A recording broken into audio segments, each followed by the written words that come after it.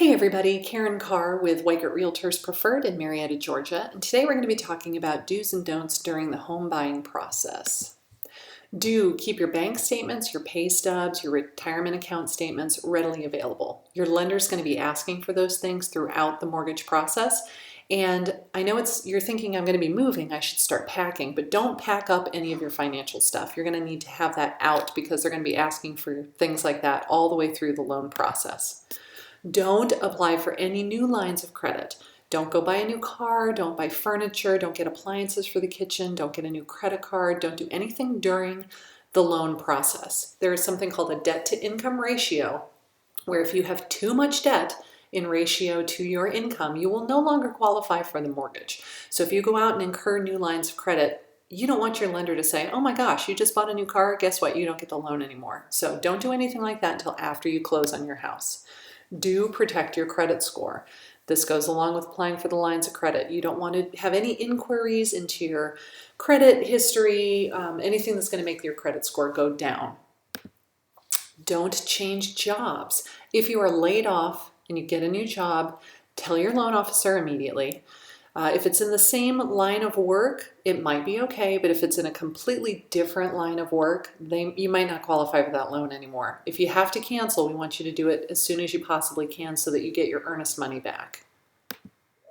Do pay your bills on time. We don't want to see any overdraft charges. If it happens once, they're going to say, okay, stuff happens. It's not a big deal. But if it's an ongoing issue, they're going to think, wow, this person doesn't seem to be managing their finances very well. Perhaps we shouldn't give them a home loan. So during your home buying process, make sure that you're paying all of your bills on time. Set a reminder on your calendar if you have to, so you don't overlook your credit card payment, and make sure that you're paying stuff on time.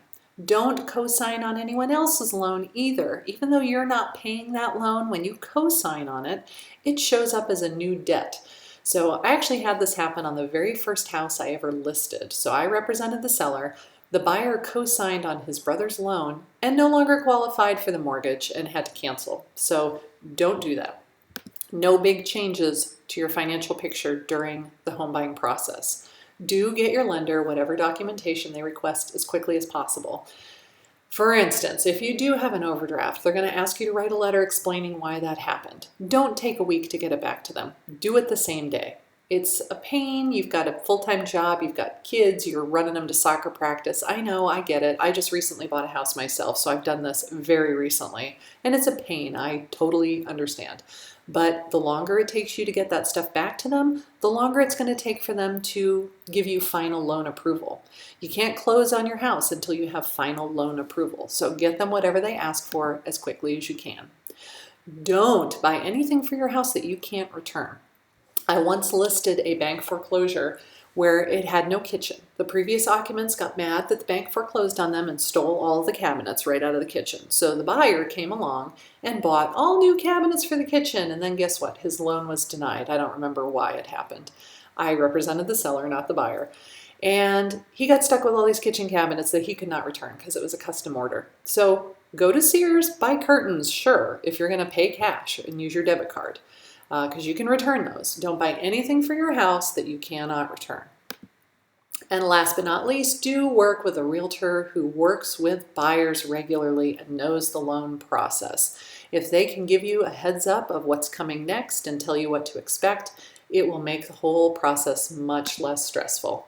I'm Karen Carr. I'm with Weigert Realtors in Marietta, Georgia. If you're looking to buy a house in the greater Atlanta area, feel free to go to atlantafirsttimebuyer.net.